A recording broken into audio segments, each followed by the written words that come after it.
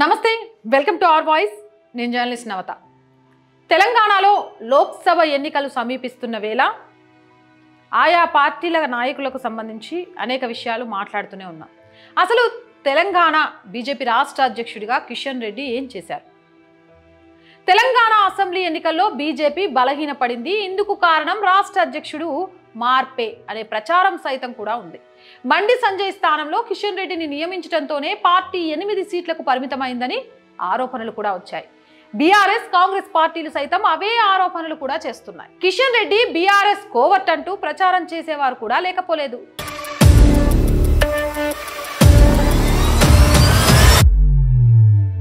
అసలు ఈ ఆరోపణలలో వాస్తవం ఉందా? బీజేపీ రాష్ట్ర అధ్యక్షుడిగా ఉంటూ బీఆర్ఎస్ కోసం కిషన్ రెడ్డి పనిచేశారా? పార్టీ ఎదుగుదల కోసం కిషన్ రెడ్డి ఏం చెయ్యలేదా? ఈ వీడియో ద్వారా తెలుసుకుందాం. కిషన్ రెడ్డి బీజేపీ రాష్ట్ర తెలంగాణ అధ్యక్షుడిగా రెండవసారి ఎన్నికయ్యారు.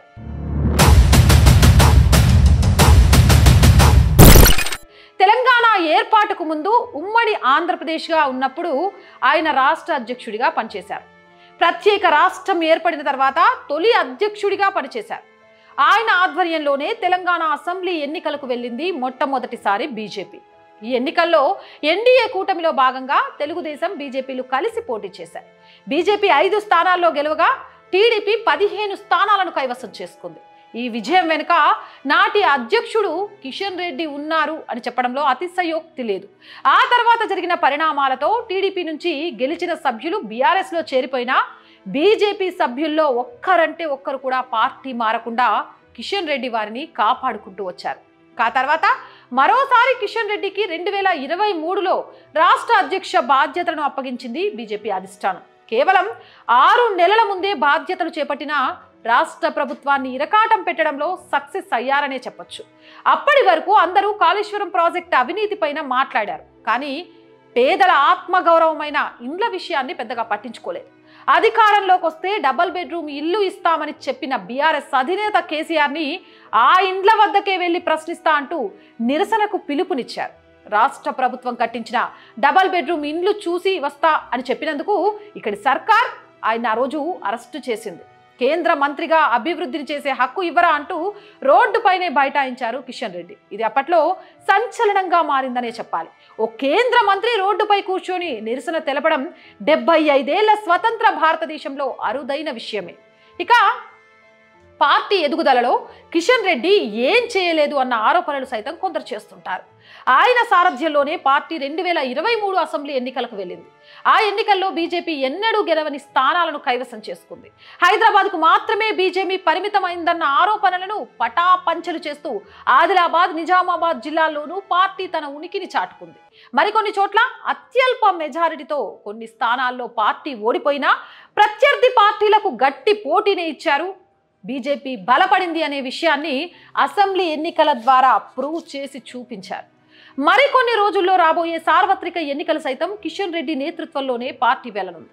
గతంలో కంటే ఎక్కువ సీట్లు సైతం బీజేపీ గెలిచే అవకాశాలు ఉన్నాయని రాజకీయ విశ్లేషకులు చెబుతుండగా ప్రీపోల్ సర్వేలు సైతం ఆ వాదనకు బలం చేకూరుస్తున్నాయి. కిషన్ రెడ్డి బీఆర్ఎస్ ఏజెంట్ అనేది మరో వాదన. ఇందులో ఏ మాత్రం వాస్తవం లేదు. మొన్నటి అసెంబ్లీ ఎన్నికల్లో బీఆర్ఎస్ అభ్యర్థులను ముచ్చెమటలు పట్టించింది కేవలం బీజేపీ అభ్యర్థులు మాత్రమే. ఖచ్చితంగా గెలుస్తారని భరోసా ఉన్న చోటనే బీఆర్ఎస్ ప్రభుత్వాలను బీజేపీ ఓడించగలిగింది. ఏ మాత్రం పోటీ లేని స్థానాల్లోనే కాంగ్రెస్ పార్టీ విజయాలు సాధించింది. బీఆర్ఎస్ కోసమే కిషన్ రెడ్డి పనిచేసి ఉంటే గెలుపు గుర్రాలకు కాకుండా అనామకులకు టికెట్లు ఇచ్చి కారు పార్టీ గెలుపు కోసం పనిచేసేవారు కదా. గతంలో కంటే బీజేపీ గ్రాఫ్ తెలంగాణలో పెరిగిందా లేదా? మరి కిషన్ రెడ్డి కారు పార్టీ కోసం పనిచేస్తుంటే బీజేపీకి ఓట్ షేర్ ఎలా పెరిగింది? 8 స్థానాల్ని ఎలా గెలుచుకోగలిగింది? ఈవెన్ ముఖ్యమంత్రి కేసీఆర్ పోటీ చేసిన నియోజకవర్గం, అలాగే ఇప్పటి ముఖ్యమంత్రి రేవంత్ రెడ్డి పనిచేసిన నియోజకవర్గంలో బీజేపీ ఎలా గెలిచి ఆ స్థానాన్ని కైవసం చేసుకోగలిగింది? నిజంగా కూడా బీఆర్ఎస్కి కోవర్టుగానే వ్యవహరించి ఉంటే ఆ స్థానాన్ని వెంకటరెడ్డికి ఇవ్వడానికి కిషన్ రెడ్డి ఒప్పుకునేవారు కాదు. అలాగే చాలా చోట్ల ఈ రోజుకి ఎన్నికల్లో ఓటమి పాలైన 2వ స్థానంలో, ముఖ్యంగా ఓల్డ్ సిటీ లాంటి ఏరియాస్లో చివరి కౌంట్ దాకా కూడా బీజేపీకి ఇంత ఓట్ షేరింగ్ ఉందనేలాగా అసలు గతంలో ఎప్పుడు చూడని విధంగా జరిగింది. కానీ రాజకీయ ప్రత్యర్థులు ఏదో ఒక విధంగా బీజేపీని ఇరికించాలి అంటే ఆ రాష్ట్ర అధ్యక్షుడిని టార్గెట్ చేయాలి. ఎందుకంటే అప్పటిదాకా కాళేశ్వరం ప్రాజెక్టు, ఇంకో ప్రాజెక్టు అని అవినీతి గురించే కాంగ్రెస్ మాట్లాడిందే తప్ప పేదల సమస్యల గురించి మాట్లాడలేదు. కిషన్ రెడ్డి పేదల సమస్యలను గుర్తిస్తూ ఆ విషయంలో ప్రభుత్వాన్ని టార్గెట్ చేస్తూ పనిచేశారు. ఈ నేపథ్యంలో కొంత కిషన్ రెడ్డిని ఇరకాటంలో పెట్టాలి అంటే ఇలాంటి విషయాల్ని ప్రజల్లోకి తీసుకెళ్లడానికి కొన్ని మీడియా సంస్థలను ఉపయోగించుకోవాలి. అదే చేశారు. ఇక ఇంకొక ప్రశ్న లేవనెత్తేది ఏంటంటే కిషన్ రెడ్డి కేంద్ర మంత్రిగా ఏం చేశారు? మైకులు పెట్టుకొని చాలా మంది ఆరోపణలు చేస్తూ ఉంటారు. మైక్ కనబడిందంటే చాలు ఫస్ట్ ఆయన చేసే ఆరోపణలు ఏంటి అంటే అసలు కేంద్ర మంత్రిగా కిషన్ రెడ్డి ఏం చేసిండ్రు? దీనికి నిలువెత్తు నిదర్శనం నిజామాబాద్ ప్రజల చిరకాల స్వప్నం పసుపు బోర్డు. దాన్ని తెలంగాణకు తీసుకురావడమే కాకుండా ప్రధానమంత్రి నరేంద్ర మోడీతో ప్రకటించేలా చేశారు. ఎన్నో ఏళ్లుగా పెండింగ్లో ఉన్న గిరిజన యూనివర్సిటీకి సైతం మోడీతో ప్రకటన చేయించగలిగారు కిషన్ రెడ్డి. ఇవే కాక రామగుండం ఫెర్టిలైజర్ ఫ్యాక్టరీ కోసం అనేక మార్లు క్యాబినెట్ దృష్టికి తీసుకొచ్చి దాని పునఃప్రారంభం అయ్యేలా చేశారు. ఇక ఆయన పరిధిలో ఉన్న పర్యాటక రంగంలో తెలంగాణలోని పలు పర్యాటక రంగాలకు అధిక ప్రాధాన్యత ఇచ్చారు. వాటి అభివృద్ధి కోసం నిధులు కేటాయించారు. ఇలా ప్రభుత్వంతో తెలంగాణను అభివృద్ధి చేసిన కిషన్ రెడ్డి పార్టీని సైతం అదే విధంగా అభివృద్ధి చేస్తూ ముందుకెళ్లారు. కిషన్ రెడ్డి రెండోసారి అధ్యక్ష పదవి చేపట్టే నాటికి పార్టీలోకి వచ్చే వారి సంఖ్య రోజు రోజుకు తగ్గిపోయింది. కిషన్ రెడ్డి బాధ్యతలు స్వీకరించాక అనేక మందిని పార్టీలోకి తీసుకురాగలిగారు. పలానా నాయకుడు నేను ఇంతమంది లీడర్లను తీసుకొస్తా, నేను అంతమంది లీడర్లను తీసుకొస్తా అన్నారు. కానీ ఫలితం చాలా శూన్యం. కానీ కిషన్ రెడ్డి బాధ్యతలు స్వీకరించిన తర్వాతే చాలా మందిని పార్టీలోకి తీసుకురాగలిగారు అనేది వాస్తవం. ఆ పార్టీలోనే చాలా మంది ఒప్పుకోవడమే కాదు, ప్రత్యర్థి పార్టీలు కూడా ఒప్పుకునే సత్యం అది. పార్టీలో కొందరు నేతల మధ్య సమన్వయం సైతం కొరవడింది. లీడర్లందరినీ ఏకతాటిపైకి తీసుకొచ్చారు కిషన్ రెడ్డి. ఇక సార్వత్రిక ఎన్నికల కోసం అమిత్ షా పెట్టిన టార్గెట్ ని చేరుకోవాలని రాత్రింబవళ్లు కిషన్ రెడ్డి కష్టపడుతున్నారు. అసెంబ్లీ ఎన్నికల తర్వాత సైతం అనేక మంది తెలంగాణ సీనియర్ లీడర్లు పార్టీలోకి వచ్చారు. ఆదిలాబాద్, పెద్దపల్లి, నాగర్ కర్నూల్, జహీరాబాద్, వరంగల్, నల్గొండ జిల్లాల నుంచి భారీ ఎత్తున లీడర్లను సైతం కిషన్ రెడ్డి పార్టీలోకి తీసుకురాగలిగారు.